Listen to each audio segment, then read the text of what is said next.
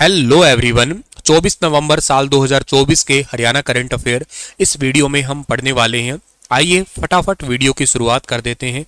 Channel पे पहली बार हो तो आप सभी का मेरी तरफ से हार्दिक स्वागत है और चैनल को सब्सक्राइब नहीं किया है तो कर लीजिएगा।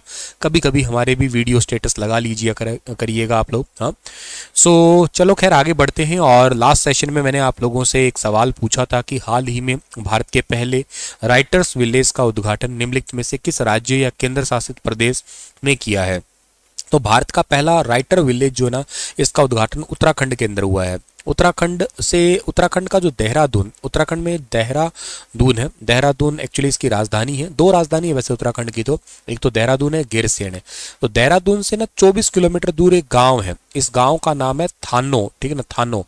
इस थानो गांव में पहला राइटर विलेज बना है ये थानो गांव। अच्छा सर, राइटर विलेज का मतलब क्या है? यहाँ पे लगभग ना 1 लाख किताबें रखी जाएंगी और के साथ साथ जो मतलब रखी गई है, माफ करना, 1 लाख तो किताबें और 10 लाख किताबें और रखी जाएंगी। अभी 1 लाख किताबें तो रख दी गई है, 10 लाख किताबें, 10 लाख से ज्यादा और किताबें हैं यहाँ पे रखी जाएगी। इसका उद्घाटन पता है किसने किया था? इसका उद्घाटन किया है भारत के पूर्व राष्ट्रपति जी ने। पूर्व राष्ट्रपति भारत के कौन थे? भारत के पूर्व राष्ट्रपति थे रामनाथ कोविंद, ठीक है ना। रामनाथ कोविंद जी ने इसका उद्घाटन किया है। राइटर विलेज से जो है ना बेसिकली पहली किताब जो है ना वो किसने लिखी है? यहाँ से एक किताब लिखी है सबसे पहली, जिनका मैं नाम तो आप लोगों को शायद याद हो, तो नाम है रमेश पोखरियाल निशंक।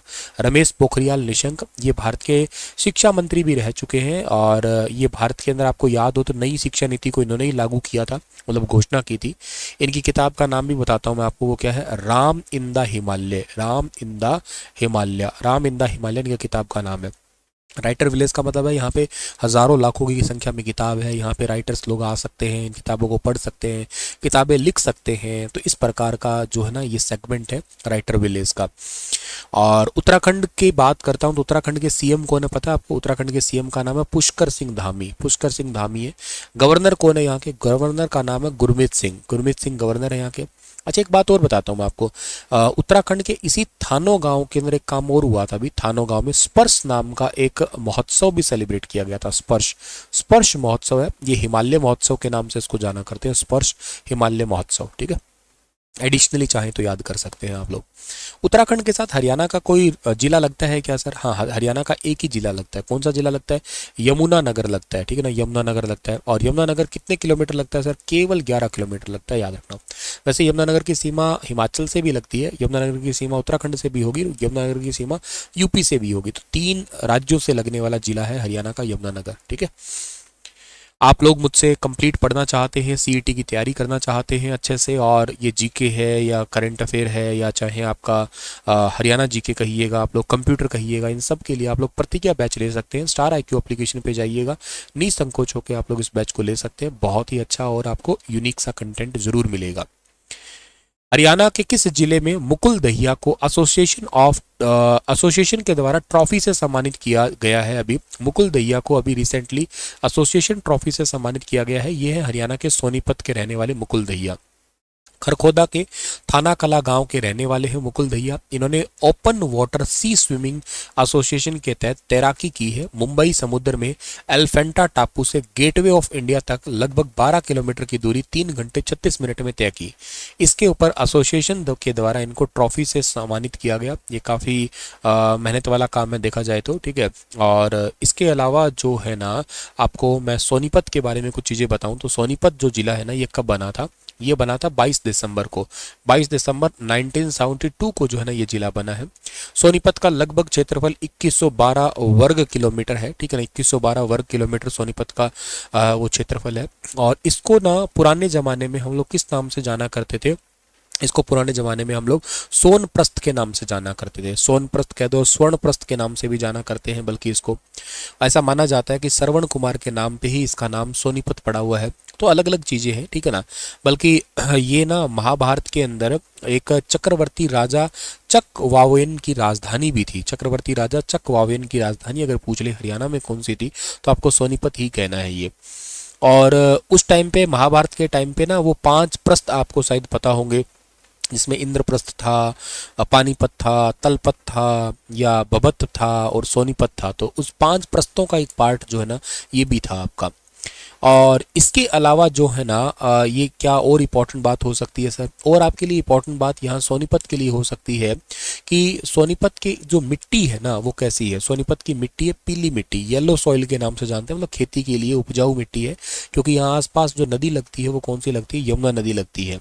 फसलें गेहूं धान ज्वार काफ़ी अच्छे से होते हैं। नेशनल हाईवे कौन सा सर यहाँ पे, नेशनल हाईवे नंबर 44 है, नेशनल हाईवे 44 यहाँ से गुजरता है। हालांकि एक नेशनल हाईवे और भी है यहाँ पे, नेशनल हाईवे 71A, ये भी यहाँ से गुजरता है। यहाँ पे एक ना डेरा नगन बालकनाथ का मेला जो है ना वो बहुत ही प्रसिद्ध मेला है। और इसके अलावा सतकुंभा का मेला, ये तो कई सारे पेपरों में क्वेश्चन पूछा जा चुका है। सतकुंभा का मेला जो है ना हरियाणा में कहाँ पे लगता है, तो सोनीपत के अंदर लगता है। यहाँ का चीनी उद्योग और साइकिल उद्योग, एटलस साइकिल उद्योग हालांकि तो बंद हो गया कोविड के दौरान, लेकिन हाँ बहुत ही प्रसिद्ध था ये साइकिल उद्योग यहाँ का, ठीक है। यहाँ पे ना हरियाणा के अंदर जो ये तरबूज है खरबूजे होते हैं, जो जायद वाली फसलें हैं ना आमतौर पे ये काफ़ी अच्छी होती है। बाकी फल भी बहुत अच्छे खासे होते हैं, लेकिन जायद वाली फसलें यहाँ पे अच्छी खासी होती है हरियाणा के अंदर, ठीक है ना। एक अच्छा वेटेज है इनका। और इसके अलावा मशरूम वगैरह के लिए भी इस जिले को ज़्यादातर हम लोग जाना करते हैं। एक यहाँ पे ना मोतीलाल नेहरू, ठीक है ना, मोतीलाल, हालांकि आज इसका करंट अफेयर एक और भी है। मोतीलाल नेहरू खेल यूनिवर्सिटी भी है यहाँ पे। इसकी स्थापना कब हुई थी, 1973 को हुई थी इसकी स्थापना, ये याद रखना आप लोग। सोनीपत में गोहाना भी पड़ता है, और गोहाना प्रसिद्ध अपनी जलेबियों के लिए है ना। गोहाना वैसे ना, गोहाना को पहले कहा करते थे गवन भावना। पृथ्वीराज चौहान के टाइम पे उनका एक सेनापति हुआ करता है जिसका नाम था दरिया सिंह, और उन्होंने यहाँ पे किले का निर्माण भी करवाया था। बाद में पृथ्वीराज चौहान हार गया था ना 1192 में मोहम्मद गोरी के साथ में, फिर ये किले को तोड़ दिया था, तहस नहस कर दिया था। और हरियाणा के गांधी किसे कहते हैं, हरियाणा के गांधी हम लोग कहते हैं मूलचंद जैन को कहते हैं। और मूलचंद जैन का संबंध जो है ना हरियाणा के गोहाना से ही तो है। गोहाना, गोहाना मतलब सोनीपत से ही तो है ना। ये काफ़ी ज़्यादा जरूरी है। इनके पास इनका गांव है सिकंदरपुर माजरा, वहाँ के रहने वाले हैं ये। और इसके अलावा मामा भांजा की दरगाह अगर आपसे पूछ ली जाए, मामा भांजा की दरगाह, तो मामा भांजा की दरगाह भी कहाँ पे है सर, ये भी हरियाणा के सोनीपत के अंदर ही है, सोनीपत में है। ये कब बनी थी वैसे, 1272 के अंदर बनी हुई है, 1272 ईस्वी में। तो कई सारी चीजें हैं, आपको जरूर याद रहनी चाहिए ये। आगे बढ़ते हैं कि प्रिविलेज विशेषाधिकार हनन कमेटी के नए अध्यक्ष कौन बने हैं। इनके अध्यक्ष अभी बने हैं मूलचंद शर्मा जी बने हैं। पहले तो आपको ये पता होना चाहिए कि विशेषाधिकार या प्रिविलेज कमेटी क्या होती है। ये एक स्थायी समिति होती है। इसका काम होता है, ये इसका या इसके सदस्यों का काम ये होता है कि जो विशेषाधिकार के उल्लंघन जो भी करे उनके मामलों की जांच करना इन्हीं का ही काम है। लोकसभा में समिति उसके 15 सदस्य है, और राज्यसभा में जो होती है ना उसके 10 मेंबर होते हैं। अरबी हरियाणा में ये कमेटी बनाई गई है। बल्लभगढ़ के भाजपा विधायक है पंडित मूलचंद शर्मा, इनको जिम्मेदारी सौंपी है, और इनका कार्यकाल अगले आदेश तक जारी ही रहेगा। और ये प्रशासनिक अधिकारियों के द्वारा जो प्रोटोकॉल का अनुपालन कराने तथा उनके व्यवहार की जांच करने के लिए कमेटी है ये। और इस कमेटी के चेयरमैन होंगे हांसी के भाजपा विधायक विनोद बेहाड़ा। इसके अलावा एस्टीमेट कमेटी के लिए पानीपत शहर के भाजपा विधायक प्रमोद विज है, उनको चेयरमैन बनाया गया है। पब्लिक अंडरटेकिंग कमेटी के लिए सफीदों के भाजपा विधायक राम कुमार गौतम है, इनको बनाया गया है। तो ऐसे कई सारी वैसे कमेटियां बनी हैं, जैसे पिटिशन कमेटी बनी है एक, यमुनानगर के भाजपा विधायक घनश्याम दास को उसमें नियुक्त किया गया है। पब्लिक हेल्थ के लिए भी कमेटियां बनी है यहाँ पे। सरकारी आवासन कमेटी भी बनी है। अनुसूचित जाति और पिछड़ा वर्ग कल्याण के लिए कमेटी भी बनी है, ठीक है ना। और ऐसे कई सारी कमेटियां बनी है, लेकिन आप प्रिविलेज कमेटी याद कर लेना जो आपके लिए ज़रूरी है। पढ़ना चाहे तो पढ़ सकते हो, इसका पीडीएफ मैं आपको अपने Telegram channel star IQ education पे शेयर कर दूंगा, तो आप इसको पढ़ सकते हैं बाद में। हाल ही में भारत के पहले संविधान सभा संग्रहालय का उद्घाटन किया है OP जिंदल ग्लोबल यूनिवर्सिटी में।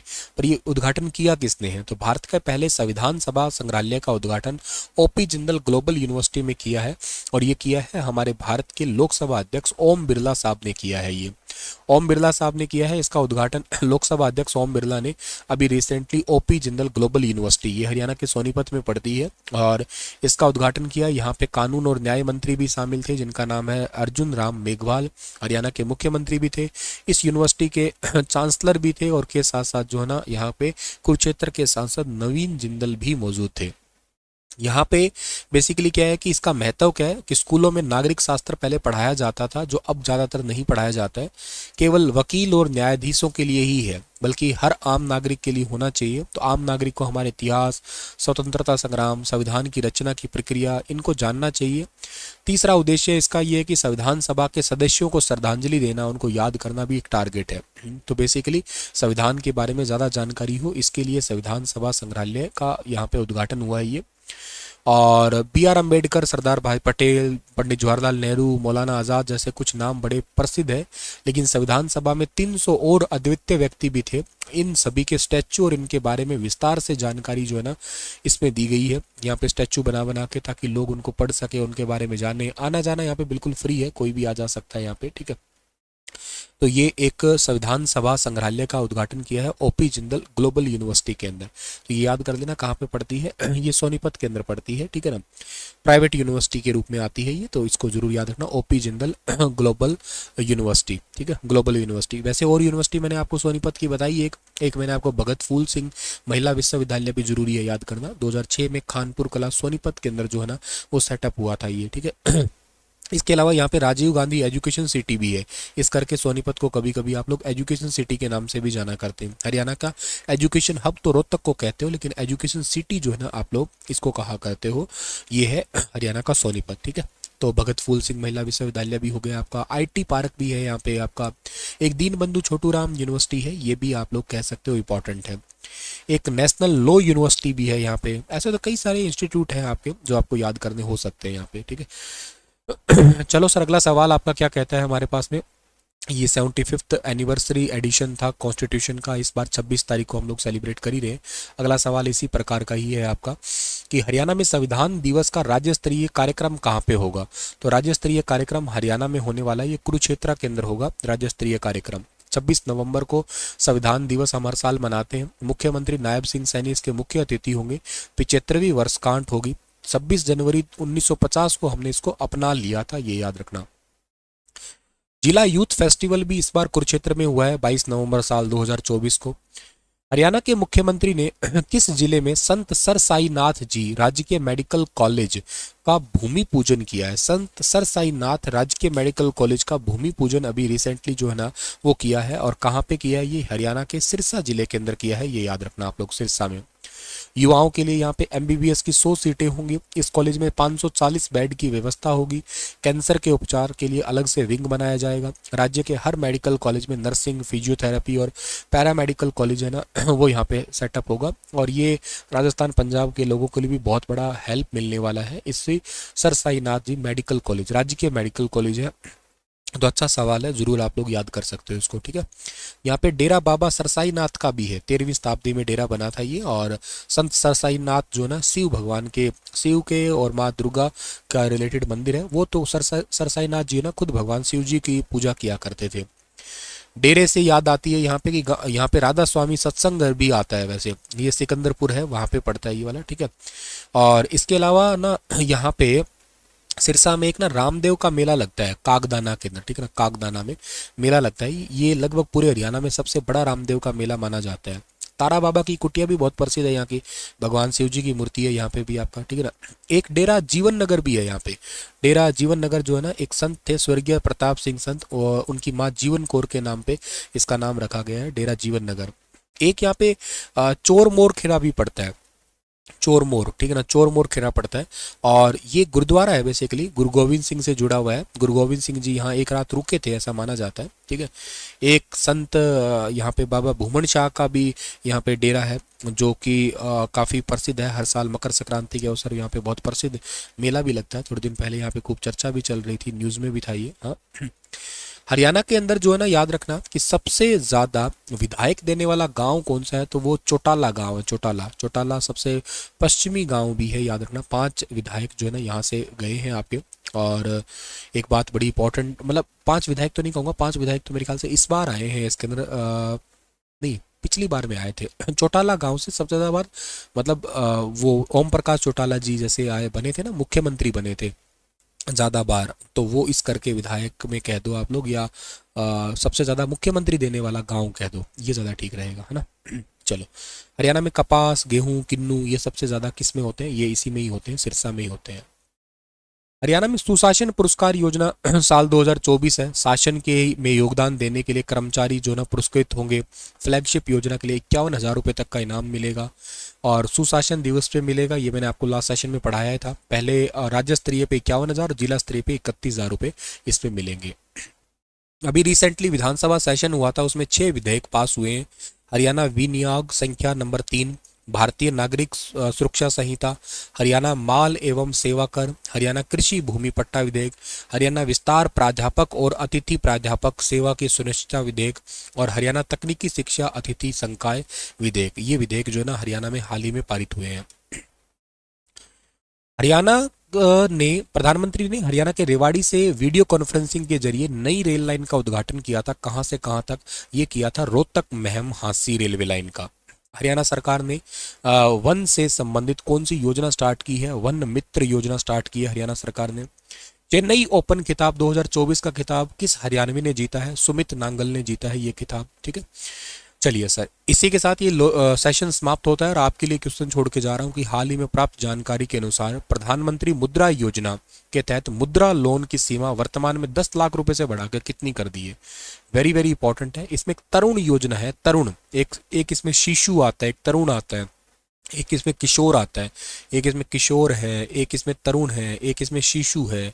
अब बताना इनके बारे में क्या है ये योजना, बहुत डिटेल से बता सकते हो। बहुत ही अच्छा सवाल है ये वाला, बताना आप लोग इसके बारे में। थैंक यू, राधे राधे सभी को।